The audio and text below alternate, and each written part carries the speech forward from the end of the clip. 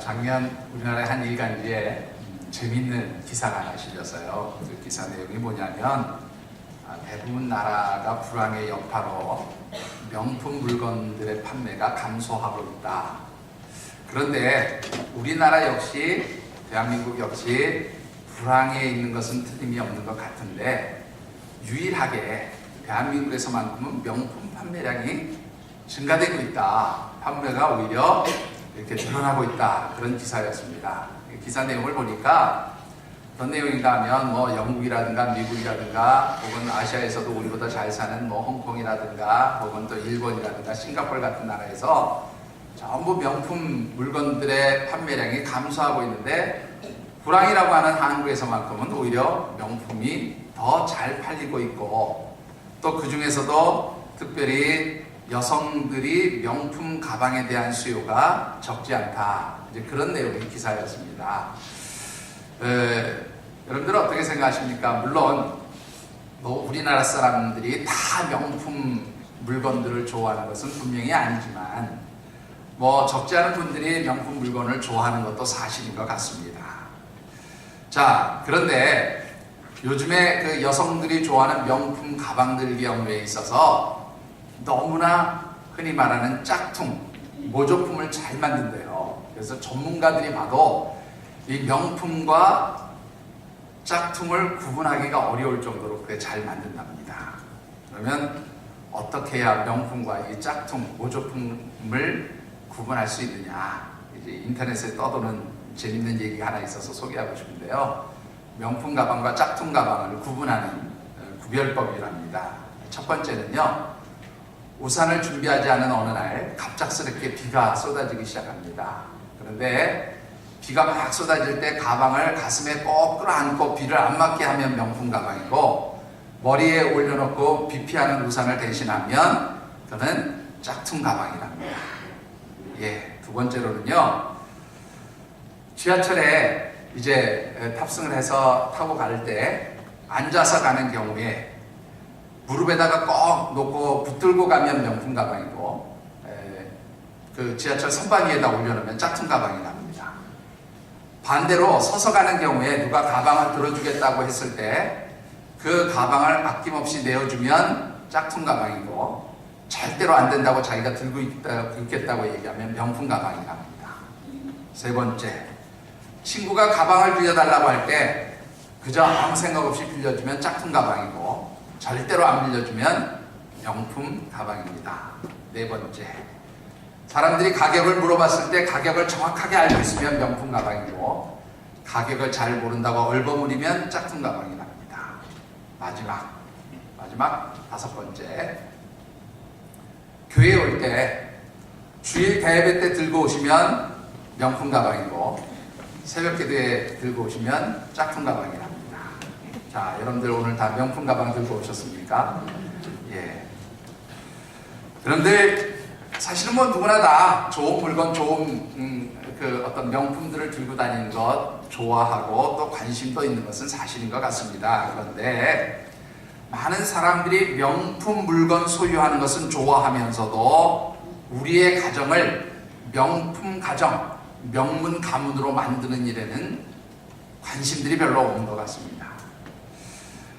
명문가라는 거 어떻게 만들어지는 것일까요? 우리나라의 그 사회인류학자들의 그 분석에 따르면 우리나라의 명문가들은 대부분 그 가문을 지켜내려오는 가문들이 있었다고 그래요. 한 예를 들어서 조선시대 최대 명문가 중에 하나라고 불리는 경주 최씨 최부잣집 같은 경우에는 12개의 가훈이 있었다고 합니다. 그 12개의 가훈 중에서 6개는 수신의 가훈이에요. 자기를 다스리고 자기를 이제 수련하는 그런 가훈으로서 6개가 있었고요. 다시 제가의 가훈 6개가 있었습니다. 이 제가는 뭐냐면 우리의 집안을 가지런하게 온전한 집안으로 그렇게 세우는 그러한 가훈이 6개가 있어서 12개의 가훈이 있었는데 그 중에서 제가의 가훈 6개를 살펴보면 이런 내용입니다. 여러분들도 한 번쯤은 들어보셨을 내용인데 첫 번째로는 뭐냐면 과거를 보되 벼슬은 진사 이상 하지 말라. 이게 첫 번째 가훈이었고요. 두 번째 가훈은 흉년에는 남의 논밭, 남의 땅을 절대로 사지 말라. 이게 두 번째 가훈이었습니다. 세 번째, 1년에 1만 섬 이상의 재산을 저축하지 말아라. 모으지 말아라. 그리고 네 번째, 집에 온 손님은 최고로 융숭하게 그렇게 대접을 하라 하는 것이었습니다. 다섯 번째는요, 자기 사는 집을 중심으로 해서 사방백리에 굶어 죽는 사람이 없게 하라. 그래서 이 경주치 시체부잣집 같은 경우에는 흉년과 가뭄이 들면 모든 그러한 가지고 있던 곡식과 재물들을 팔아서 그 인근 각지 백리, 사방백리의 사람들 가운데 어렵고 굶주린 사람들에게 다 베풀고 나누어줬다는 겁니다. 그리고 마지막 여섯 번째는 시집온 며느리들에게는 적어도 3년 동안은 무명옷을 입혀라. 이제 이렇게 6개의 가훈을 통해서 이제 흔히 말하는 노블리스 오블리주의 그러한 그 책임, 그러한 모습들을 갖추는 가문을 세워갔다. 그렇게 말하고 있습니다. 현대에 들어서 우리나라에 있는 재벌 가문들도 가훈들이 있더라고요. 살펴보니까 재밌는 가훈들이 몇 개 있어서 소개하고 싶은데, 삼성가의 경우에는 가훈이 뭐냐면 경청이랍니다. 남의 이야기를 잘 주의 깊게 들어보아라. 이게 이제 삼성가의 가훈이고요. 현대가의 가훈은 무엇인가 하면 부지런하면 세상에서 어려울 것이 없다. 부지런함이 이제 어려움을 이기는 비결이라는 그런 가훈을 가지고 있습니다. LG가의 가훈은 인화, 사람이 화목하면 어려울 것이 없다. 그래서 인화가 가훈이고요. 또 선경 SK 가훈은 무엇이든지 스스로의 문제는 스스로 해결하라. 이게 이제 가훈이라고 합니다. 자, 좋은 가훈을 가지고 좋은 명문가를 만드는 것 참으로 중요합니다. 그런데 이보다 더 중요한 것이 있다면 여러분들 하나님이 인정하시고 축복하시는 신앙의 명문가를 만드는 것이 더 중요한 일이다. 그렇게 생각이 되어집니다. 여러분들 우리 올해 묵상하는 말씀의 주제가 있습니다. 무엇이죠? 여러분들 같이 한번 가정의 달 5월을 맞이해서 우리가 묵상하는 말씀의 주제가 이겁니다. 제가 오늘 떼겠습니다. 가정 축복의 주님을 천국 공동체. 예, 한 번만 다시 얘기해 보실까요? 가정 축복의 주님을 천국 공동체. 예, 우리의 가정은 하나님께서 천지를 창조하시고 아담과 하와를 만드신 후에 가장 먼저 만들어주신 공동체, 천국 공동체의 모델이고, 이 가정을 통해서 하나님은 우리 하나님의 백성들을 축복하고 계시다고 하는 그러한 관점에서 말씀을 묵상하고 있습니다. 오늘은 그 마지막 네 번째로 특별히 우리의 가정이 하나님이 인정하시고 축복하시는 그러한 신앙의 명문가가 되기 위해서는 하나님 앞에 온전함과 진실함으로 섬김의 삶을 사는 것, 그것이 바로 우리의 가정이 하나님 인정하시는 믿음의 명문가가 되어지는 비결이라는 말씀을 드리고 싶습니다. 오늘 우리에게 주신 하나님의 말씀은 여호수아가 이스라엘 백성들을 이제 세겜 땅에 불러 모아놓고 마지막으로 남기는 고별 설교 가운데 한 부분입니다. 특별히 이 말씀 가운데는 하나님께서 인정하시고 축복하시는 그런 신앙의 명문가를 세우는 영적 지혜의 말씀이 담겨져 있음을 보게 됩니다. 주신 말씀을 묵상하는 가운데 우리 사랑하는 모든 하늘생 가족들이 신앙의 명문가를 세워가시는 축복의 가정들이 되어지시기를 주님의 이름으로 축원합니다. 자, 오늘 주신 말씀 가운데서 우리가 먼저 묵상해보고 싶은 것은 하나님이 인정하시고 축복하시는 신앙의 명문가, 이 신앙의 명문가가 되기 위해서는 먼저 선택하고 결단해야 할 일이 있다라고 하는 것입니다. 그것이 무엇입니까? 결론부터 말씀을 드리면 하나님을 섬기고 하나님께 예배하는 일이 가장 중요하고 우선되어지는 일이 되도록 그렇게 선택하고 결정하는 것이라 말씀을 드리고 싶습니다. 본문 14절과 15절의 말씀을 우리 같이 한번 받들어 읽겠습니다. 그러므로 이제는 여호와를 경외하며 온전과 진실과 정함을 섬기라. 그의 조상들이 당도전과 이곳에서 섬기던 신들을 치워버리고 여호와만 섬기라. 만일 여호와를 섬기는 것이 너희에게 지체하게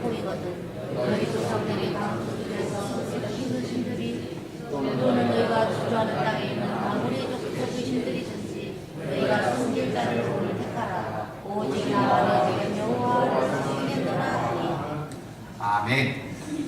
여러분들 앞서서 말씀드린 대로 이제 모세에 의해서 애굽 땅을 떠나고 광야 생활 40년의 생활을 끝맺힌 이스라엘 백성들이 이제 두 번째 세운 지도자 여호수아를 통해서 하나님의 인도하심을 받고 가나안 땅에 들어와서 1차적으로 가나안 정복을 마무리하게 됩니다.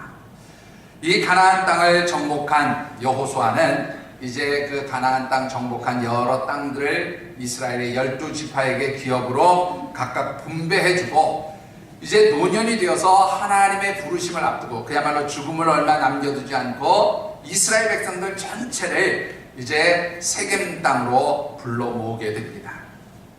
그리고는 이 이스라엘 백성들에게 마지막 고별 설교를 하고 있는 내용이 오늘 이 여호수아서 24장에 기록되어져 있어요. 자, 그런데 이 고별 설교 가운데 보면 여호수아가 아주 이상한 결단과 그리고 그 선택을 촉구하고 있는 것을 보게 됩니다. 자, 그것이 무엇인가 하면 여호수아는 이런 말을 합니다. 우리의 조상 아브라함이 살던 메소포타미아 지역, 그러니까 갈대아 우르와 하란 땅에서 살아가는 사람들이 섬기는 우상이든지 아니면 이스라엘 백성들이 약 400여 년 동안에 종살이를 했던 애굽 사람들이 섬기던 우상이든지 아니면 지금 현재 하나님께서 약속의 땅으로 주신 이 가나안 땅에서 사는 동안에 이 가나안의 원주민이 섬기는 곧 아모리 족속이 섬기는 그러한 우상들이든지 그런 우상들과 우리가 지금까지 섬겨온 하나님과 누구를 섬길 것인지 너희들이 선택하고 결단하라, 그렇게 촉구하고 있는 것을 보게 됩니다. 그러면서 말하기를 여호수아 자신과 자신의 집은 오직 여호와 하나님만을 섬기겠다, 그렇게 고백하고 있는 것도 보게 되어집니다. 자, 여러분들 이 여호수아의 선택과 결단을 촉구하는 내용들이 조금 이해가 되지 않을 수 있습니다.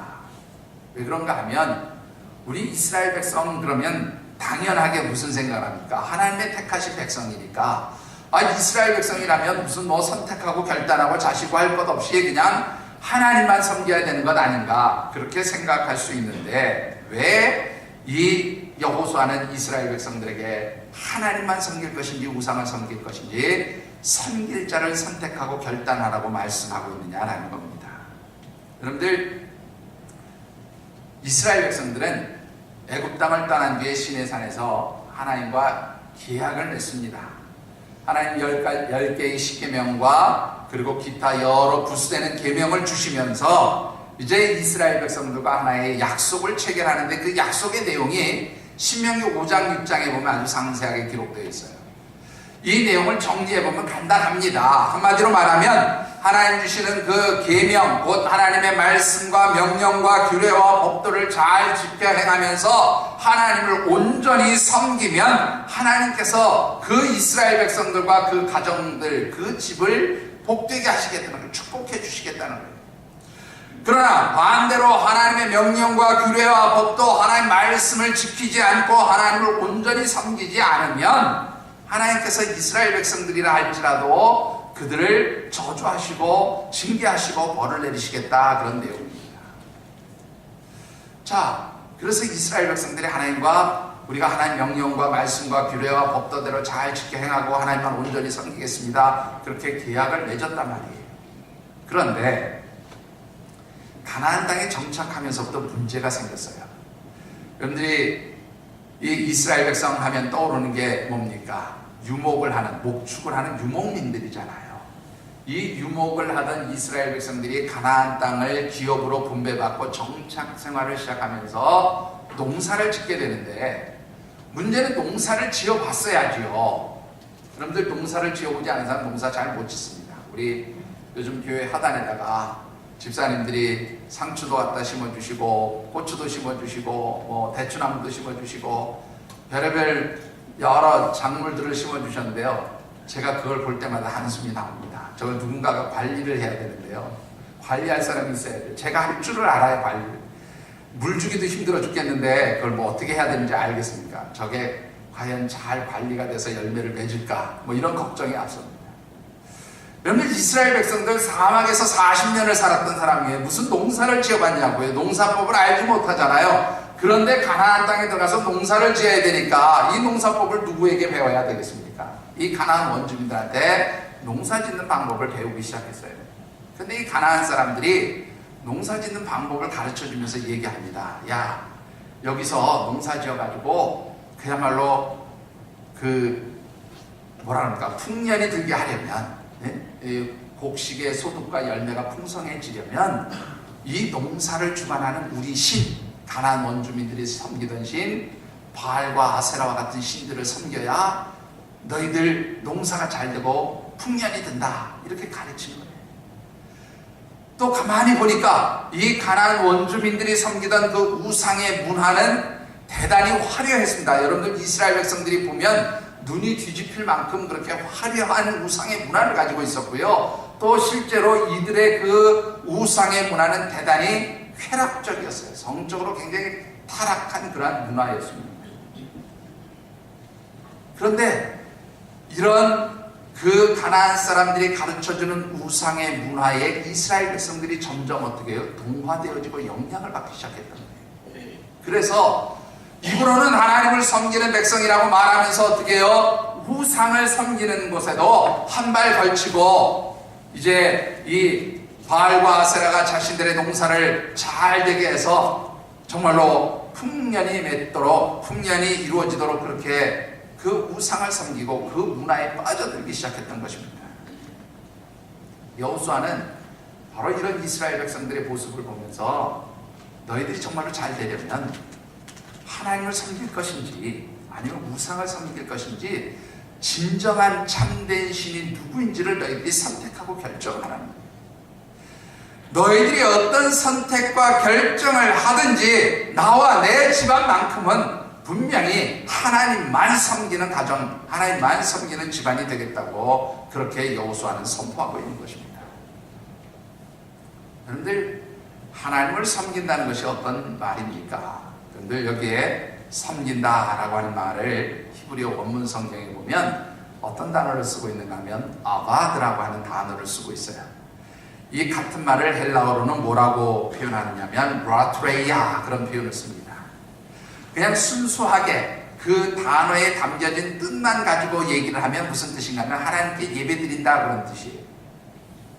그런데 사실은 이 예배드린다라고 하는 이 말 가운데는 그냥 단순히 우리 주일날 교회 와서 예배드리는 것만이 예배가 아니고 이 말씀 가운데는 어떤 의미가 담겨져 있는가 하면 하나님께서 내 삶의 통치자가 되십니다. 주인이 되십니다. 하나님 우리 가정의 주인이 되시고 통치자가 되시고 하나님께서 우리 가정의 가장 귀한 분이고 가장 소중한 분입니다. 이 고백이 담겨져 있는 것이 바로 이 아바드라고 하는 단어 속에 담겨진 의미예요.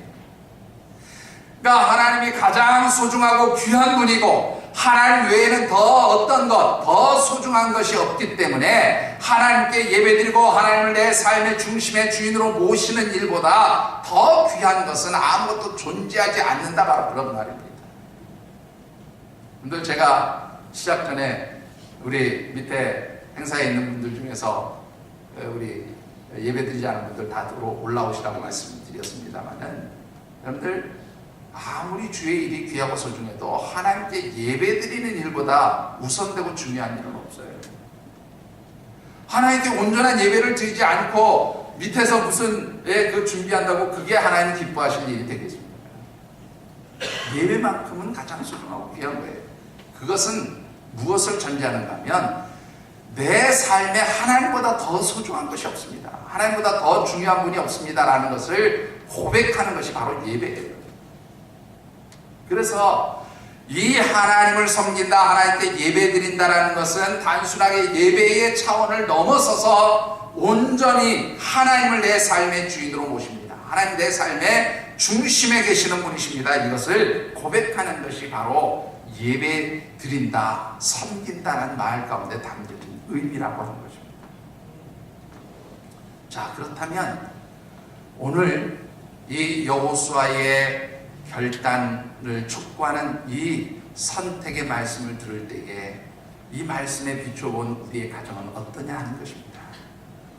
오늘 저와 여러분들의 가정을 하나님이 바라보시면서 그래 너 정말로 내가 인정할 만한 믿음의 가정이다, 신앙의 가정이다, 신앙의 명문가다라고 그렇게 하나님이 인정하실 만한 모습들을 가지고 있는 그러한 가정이냐 하는 것입니다.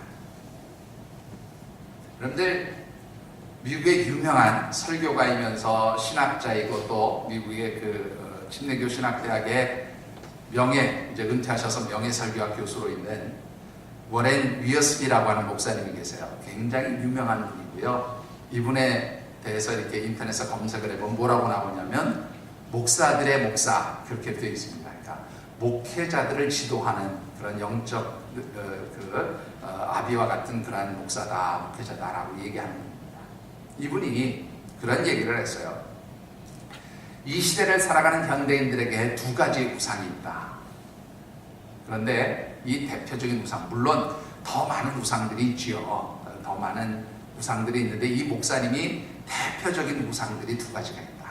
그렇게 말했어요. 하나는 뭐냐면 자신이 성취한 것을 자신의 공로, 자신의 능력이라고 생각하는 것이 첫 번째 우상이다. 무슨 말인지 이해가 되십니까? 여러분들 열심히 나가서 일해서 성공했어요. 또 열심히 사회적인 일을 해서 사회적인 지위가 높아졌어요. 그래서 이 자신이 성공하고 사회적 지위가 높아진 것을 보면서 야 그래도 내가 열심히 살아서 내가 능력이 있어서 내가 오늘 이런 성취를 이뤘다, 이런 성공을 했다라고 그렇게 고백하기 시작하면 그것은 이미 우상이 되었다는 거예요. 누가 우상이 된 겁니까? 누가 우상이 된 거예요? 자기 스스로가 우상이 된 거예요. 자기가 우상이 된 거예요. 또 하나는 하나님께서 주신 선물을 하나님보다 더 소중하게 여기면 그것 역시 뭐가 되느냐면 우상이 된다는 겁니다. 예를 들어서 여러분들 가지고 있는 물질 누가 주신 거예요? 하나님 주신 거 분명히 인정하십니까? 여러분들 아무리 내가 열심히 수고해서 돈 벌어도요, 여러분들 어떻습니까? 1년에 돈 1,000만 원 모으기 쉽습니까? 제가 볼 때 여기 1년에 돈 1,000만 원 모을 수 있는 사람 아마 10사람은 그만두고 5분도 안 되실 것 같아요. 모르겠습니다. 여러분들의 능력을 제가 너무 무시하는 거 아닌가 모르겠습니다만은 여러분들 한 달에 100만 원 모으는 거 쉽지 않잖아요. 여러분들 쉽습니까? 정말로 어려워요. 그런데 여러분들 어떻습니까? 정말로 몇 년을 고생해서 돈 1,000만 원 만들 수 있는 돈인데 여러분들 그거 한 방에 날라가요. 우리 어디 아파서 병원 한 번 가서 수술하면 돈 1,000만 원 우습게 날아가지 않습니까? 여러분들 누가 주시는 거예요? 하나님 주시는 거예요. 그런데 이 내가 가진 물질이라든가 혹은 하나님이 우리 가정에 축복의 선물로 주신 자녀들이라든가 이런 것들, 하나님이 우리에게 주신 선물로 주신 것들이 하나님보다 더 소중하게 여겨지고 하나님보다 더 높은 자리에 있게 되면 이미 이것은 뭐가 되는 거예요? 우상이 되어진다 그런 말입니다. 근데 아무리 좋은 일이고 아무리 귀한 일이고 아무리 정말로 필요한 일일지라도 하나님보다 중요한 일에 그 일이 앞서고 있다면 그것은 절대로 하나님을 온전히 섬기는 모습이 아니다 그런 말입니다. 여러분들 오늘 저와 여러분들의 삶의 자리에서 또 우리의 가정 가운데서 정말로 주인이 되시고 정말로 가장 중심에 임재하셔서 통치하시고 다스려 주시는 분, 그분이 누구냐 하는 것입니다. 우리의 가정 가운데 오직 하나님만이 우리의 삶의 주인이 되시고 통치자가 되시고 하나님 우리 가정 중심에 임재하셔서 우리의 온전한 예배를 받아주세요. 그렇게 고백하고 하나님을 섬길 수 있는 그러한 명문의 신앙의 가정들이 되어주시기를 주의 이름으로 축원합니다. 그런데 우리가 이렇게 하나님을 잘 섬기는 믿음의 가정이 되기 위해서는 몇 가지 원칙이 있어요. 3가지 원칙이 있는데 오늘 본문에 보면 그 3가지 원칙이 잘 나타나 있습니다. 여러분 먼저 14절 말씀을 한번 보실까요? 14절 말씀 앞부분을 한번 보세요. 뭐라고 되어 있는다면 그러므로 이제는 여호와를 경외하며 온전함과 진실함으로 그를 섬기라 그렇게 되어 있습니다. 그런데 온전함과 진실함으로 섬긴다 했는데 온전함으로 섬기는 건 뭘까요? 이 온전함으로 섬긴다는 말은요, 하나님 앞에서 윤리적으로나 도덕적으로나 그 마음에, 그 심령 가운데 거짓됨이 없는, 숨길 것이 없는 정직한 것을 온전함이라 그렇게 표현하고 있어요. 자, 예를 들어 보십시다. 여러분들, 우리가 겉모습만 들어보면 다 하나님 잘 섬기는 사람일 수 있어요. 그런데 내가 정말로 믿음이 있는지, 정말로 하나님을 잘 섬기는 사람인지는 사실 다른 사람들이 봤을 때는 잘 모릅니다. 그렇지요? 어떻습니까? 주일날 예배 시간에 와서 예배 잘 드리고 갑니다. 또 뭐 새벽 예배도 나옵니다. 심야 예배도 나옵니다. 다 겉으로 봐서 흠잡을 데가 없는 것 같아요. 그런데 그 마음속으로 하나님께 대해서, 믿음에 대해서, 신앙에 대해서 어떻게 생각하는지는 아무도 몰라요. 누구만이 알고 있어요? 본인만이 알고 있어요. 그리고 또 누가 알고 있는가 하면 하나님이 알고 있어요. 그러니까 하나님 앞에서 내가 딱 섰을 때에 하나님, 나 정말로 거짓됨이 없어요. 숨김이 없어요. 나 하나님 있는 그대의 모습이 이거예요. 그런데 하나님이 보시니까, 야, 그래, 너 믿음이 참 좋다. 너 정말로 내가 인정할 만한 믿음이다. 그렇게 하나님이 인정하실 때 이것을 뭐라고 표현하냐면 온전함이다, 그렇게 표현합니다. 그러니까 하나님이 보시고, 야, 너 가짜 아니고 진짜야. 여러분들, 중심을 보시는 하나님께서 내 마음에 합한 자라고 이렇게 다윗을 인정해 주셨던 것처럼, 여러분들, 우리의 중심이 하나님 앞에 거짓됨이 없는 거, 이게 온전함이에요. 그러면 진실함이라는 건 뭐냐면, 진실함이라는 것은 그 온전함의 모습이 삶에서 구체적으로 나타난 것입니다. 그러니까 하나님 앞에 하나님의 백성, 하나님의 자녀로 예배자로 서는데, 이 예배자로 살아가는 삶의 모습이 세상 속에 나가서도 어떻게 해요? 있는 그대로 그 삶에서 예배자의 모습이 나타나야 된다는 거예요. 로마서 12장 1절의 말씀을 보면, 이 세대를 본받지 말고 너희 몸을 하나님 기뻐하시는 거룩한 산 제물로 드리라, 그렇게 말씀하고 있는데, 여러분들 한번 생각해 보세요. 이 세상에서 거룩한 하나님의 백성으로 살아간다는 것은 뭐예요? 죄짓지 않고 악을 행하지 않고 정결한 하나님의 백성으로서 살아가는 것, 그런 모습으로 하나님 앞에 나오는 것이 바로 뭐냐면 진실하게 하나님을 섬기는 것이다, 그렇게 말씀하고 있습니다. 자, 한마디로 온전함이라고 하는 것은 우리의 내면에서 하나님 앞에 숨길 것이 없고 거짓됨이 없고, 또 진실함이라고 하는 것은 외부적으로 내 삶의 겉에서 드러나는 모습도 역시 뭐예요? 흠잡을 데가 없는 것이 바로 온전함과 진실함으로 하나님을 섬기는 모습이라는 거예요. 자, 두 가지, 온전함과 진실함 두 가지 법칙이죠. 세 번째 원칙은 뭐냐면, 한번 하나님을 섬겼으면 끝까지 제대로 섬기라는 거예요.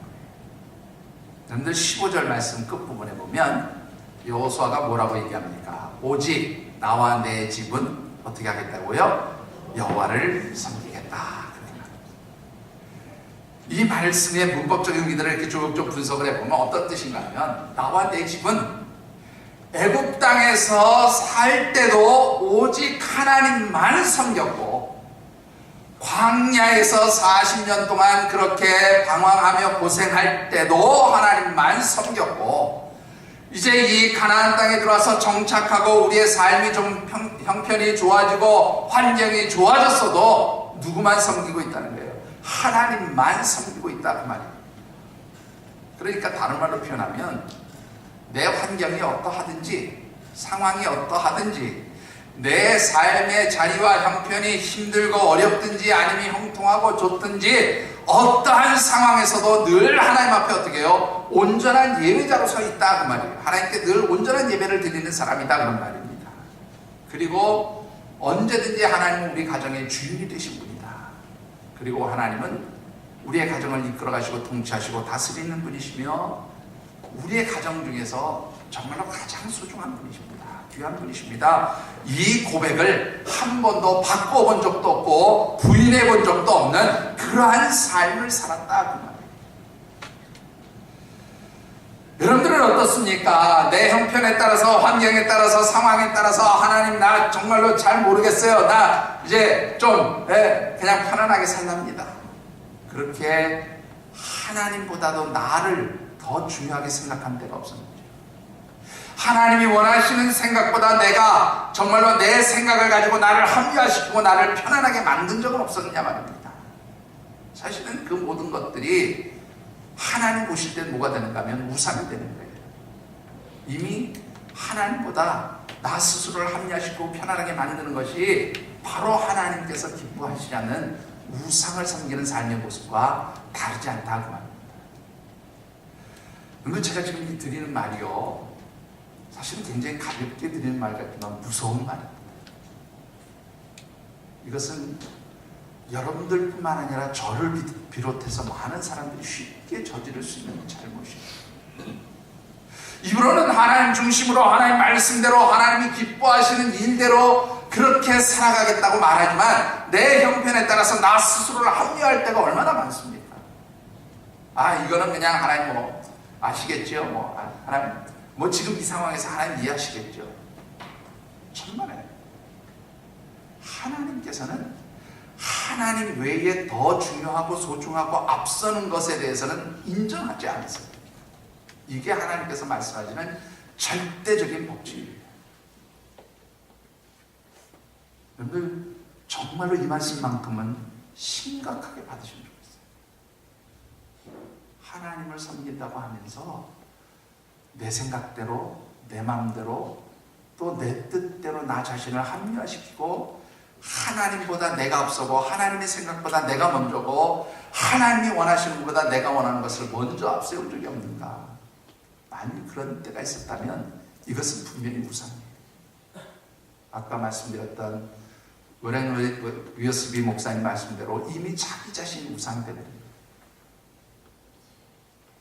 특별히 오늘 우리 가정은 어떠한 환경과 상황 속에서도 나를 합리화시키는 것이 아니라 절대적으로 하나님이 가지시고 원하시는 그 진리에 내가 맞춰질 수 있게 되기를 주님으로 축원합니다. 그럴 때 하나님이 인정하시는 신앙의 명문가가 되어진다는 것이죠. 그런데 우리가 하나님을 온전히 섬길 때에 온전함과 진실함으로 우리의 안팎의 삶이 정말로 하나님 앞에 거짓됨이 없고 거룩하고 정결하고 숨김없는 그러한 모습으로 온전히 하나님을 우리 삶의 우리 가정의 주인으로 모실 때에 하나님 주시는 축복이 있습니다. 근데 그 축복이 무엇입니까? 17절과 18절의 말씀 우리 같이 한번 받도록 하겠습니다. 우리 하나님 여호와께서 주님과 우리 조상들을 인도하여 온 땅을 주셨던 입에서 회하시고 우리 목전에서 높은 기적들을 하시고 우리가 지나온 모든 백성들을 우리를 보호하셨으며 여호와께서 또 모든 백성들과 이 땅에 모든 아무리 족속을 위하여 사내셨습니다. 그러므로 우리도 여호와를 섬기니 그는 우리 하나님이 주님이다. 여러분들 이 말씀을 좀 설명하기 전에 한 가지 보충드리고 싶은 게 있어요. 우리가 읽지 않은 본문인데 여호수아서 24장 20절 말씀도 우리 같이 한번 읽어봅시다. 시작.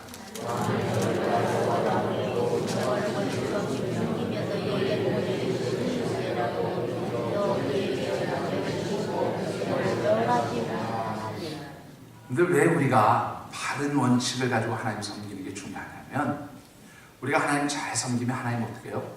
복을 주신대요. 그런데 후에라도 우리가 하나님을 잘 섬기지 못하면 어떻게 해요? 하나님도 뭐예요? 바꾸신다는 거예요. 돌이키신다는 거예요. 그래서 복을 거두시고 뭐를 주세요? 여기 보니까 재앙을 내리신다. 이게 굉장히 무서운 말이잖아요. 하나님 재앙을 내리시면 얼마나 무섭겠어요. 하나님 벌을 주시겠다. 저주하시겠다 이런 뜻이에요. 그런데 제가 조금 전에 정말로 하나님 바르게 섬기십시오. 이거 굉장히 무서운 말입니다. 라는 얘기가 바로 이 말씀 가운데 그 이유가 다 담겨져 있어요. 분명한 것은 우리가 하나님을 온전하고 진실함으로 정말로 하나님 원하시는 대로 하나님 잘 섬기면 하나님 주시는 축복이 있음을 보게 됩니다.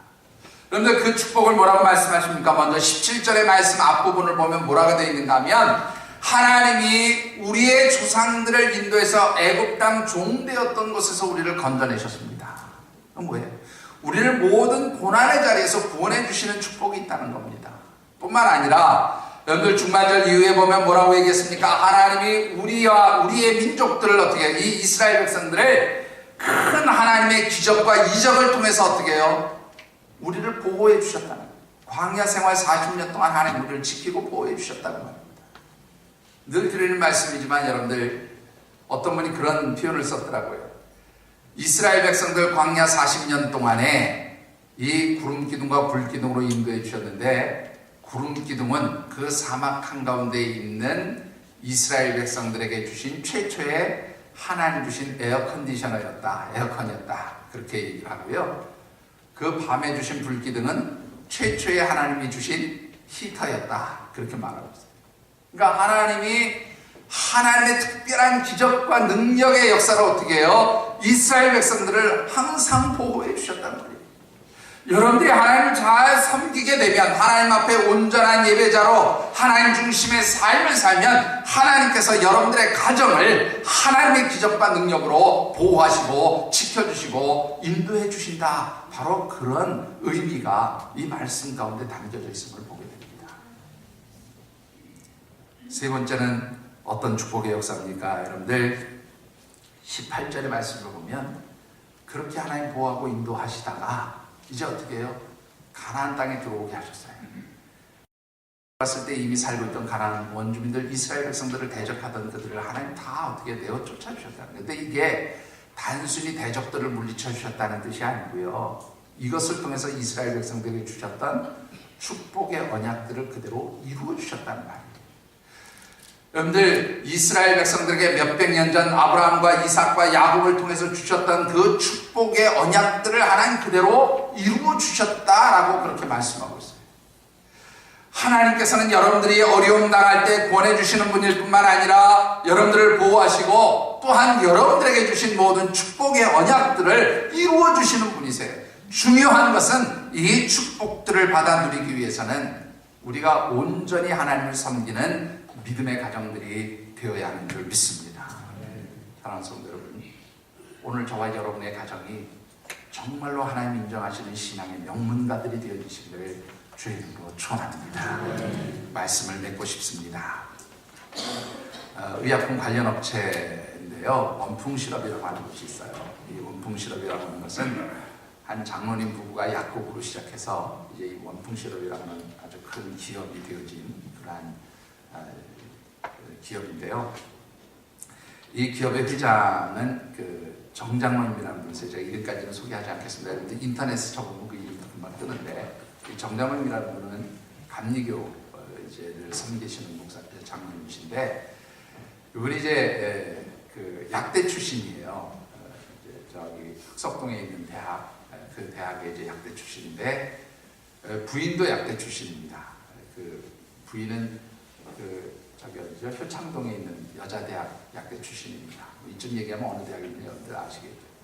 네, 부부가 다 약대 출신인데 특히 부인은 목사님 딸이었다고 그래요. 이 두 분이 결혼을 하려고 하는데 이 장인 되시는 이제 목사님이 예비 부부죠. 예비 사위와 그 자기 딸을 불러놓고 이렇게 당부를 하셨다는 거예요.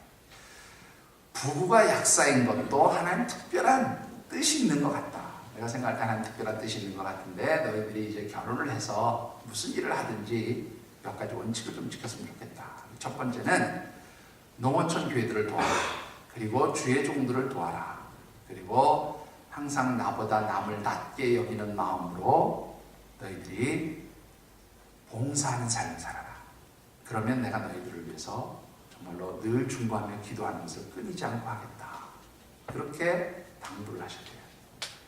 그래서 이제 결혼을 하고 저기 도림동에다 약국을 차렸는데 여러분들 잘 아시지만 요즘에야 우리 병원에 가서 진단받고 처방전 받아서 약을 구입해야 되고 처방전 없으면 약도 비싸게 구입하잖아요. 그런데 여러분들 어떻습니까? 옛날에 병원 그렇게 많지도 않고 또 병원 갈 형편들이 못했으면 아프면 어디 가요? 약국 가서 나 이렇게 아파요 약 주세요 이랬던 시절이 있었잖아요. 그런데 이 장로님 부부가 하는 약국에 그 환자들이 몰려드는데요. 이분들이 이제 그런 생각을 했대요. 아버님의 특별한 부탁이니까 우리가 어떻게 하면 이 환자들을 잘 섬길 수 있을까 생각을 하다가 그래 우리 약국에 와서 약 짓는 환자들을 위해서 우리가 중보기도 하자 그렇게 생각을 하고 하루 육아를 마치면 이제 그 환자들 찾아와서 약 지어가시는 분들 그 이제 조제한 거 이렇게 쭉 보면서 기도하고 그렇게 이제 이 약국을 운영해 가기 시작했는데 이 약국 아침 9시에 열어서 저녁 6시에 문을 닫았는데 사람들이 그 이상 연장해 달라고 하는데 힘들어서 문을 못 열 정도로 그렇게 아침 9시, 6시 그렇게 운영을 했다. 그런데 얼마나 사람들이 몰려든지 항상 줄을 서 있어가지고 그 아침 9시부터 저녁 6시까지 밥 먹을 시간이 없었어요. 앉아있을 시간이 없었다. 그런데 참으로 놀라운 것은 뭐냐면 이분들이 제조해서 준 약들이 그렇게 치료 효과가 좋고 특히 관절염에 관련되어진 약들은 큰 그러한 치료 효과를 보게 되었다는 겁니다. 그래서 정말 많은 물질의 축복을 하나님 주셨는데 이분들이 그것을 가지고 이제 뭐 농어촌 교회 또 주의 종들 또 그리고 여러 사회 봉사기관들 이런 곳을 통해서 섬기기 시작했는데요. 그런데 지금은 그 원풍실업이라는 큰 기업도 하나님 그렇게 주셨어요. 그러니까 제가 최근에 기사를 보니까 자기 모교에만 장학금으로 10억을 헌물을 했다. 뭐 그거 외에도 수많은 그러한 봉사, 헌신, 또 주의 일들을 위한 섬김이 있었고요. 여러분들 우리 초교파 기관인데 기독교 서예라고 하는 우리 5개 교단이 공동으로 만든 그 기독교 서예라는 그 기독교 출판사가 있어요. 여기가 적자가 되었을 때 이분이 그 사장을 맡아서 6개월 만에 완전히 흑자로 회복시켰던 그런 일까지도 있습니다. 아무튼 이분이 그런 하나님의 놀라운 축복들을 받으면서 고백한 것이 뭐냐면 자기 가정이 이렇게 축복받은 비결이 뭐냐 딱 한 가지가 그렇게 바쁘고 힘들고 어려워도 전 가족이 토요일날 모여서 하나님 앞에 가정 예배 드리는 것을 지금까지 단 한 번도 포기한 적이 없었다. 그게 바로 하나님 축복받은 비결이다. 그렇게 고백을 하고 있습니다. 여러분들 어떤 가정이든지 완벽한 가정은 없다고 저는 생각합니다. 이렇게 하나님 말씀을 준비하는 저의 가정도 완벽할 수는 없다고 생각해요. 신앙적으로 완벽한 영혼가가 과연 얼마나 되겠습니까? 그런데 늘 중요한 것은 완벽한 가정은 안 될지라도 어떻게 해요? 최선을 다하는 하나님 앞에 최선을 다하는 가정의 모습을 우리가 보여드릴 수 있어야 하는 줄 믿습니다.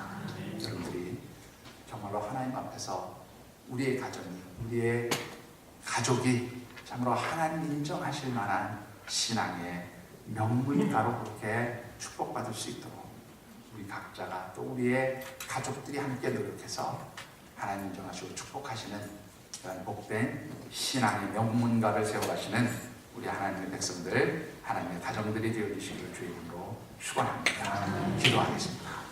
이 시간